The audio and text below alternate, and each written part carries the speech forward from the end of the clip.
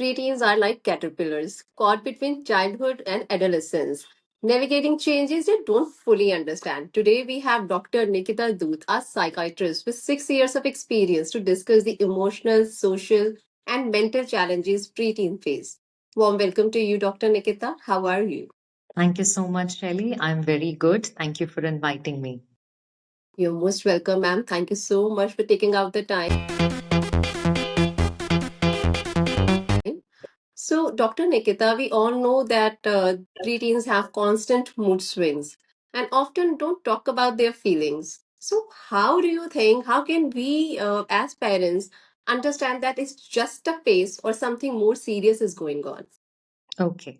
So, firstly, with preteens, we need to know that preteens are basically children of 9 to 12 years of age who are actually going through a certain phase in their life, which, if we Mhm. consider the psychosocial developmental theory, they are struggling somewhere in the industry versus inferiority phase. What it is, I'll help you understand.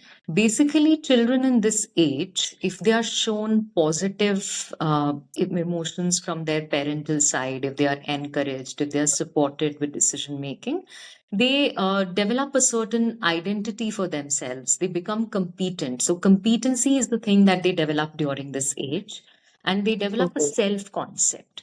Now, whenever, because of either social influences, peer influences, or teachers or parent conflicts, because they're seeking autonomy in this age.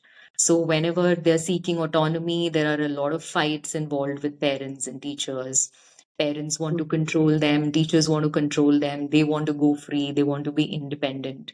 So, this creates mood swings, frequent mood swings, extreme sadness will be there, extreme excitement can be there, frustration, irritability, all kinds of crying episodes, temper tantrums, anger management Right. issues, everything will crop up because they're developmentally going through a phase, and it needs to be understood that even though it is a phase, as you asked, that if this is a phase or if this is something else, it is a Mhm. phase, but a certain responsibility has to be developed within the children with the help of parents and teachers, so that this phase leads to becoming competent instead of them becoming inferior or getting a negative peer influence. And in that case, these mood swings can continue into adolescence also.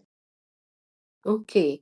But it's very difficult to, understand this thing because they don't talk openly. They never share their feelings openly. So we always want, be aware of the some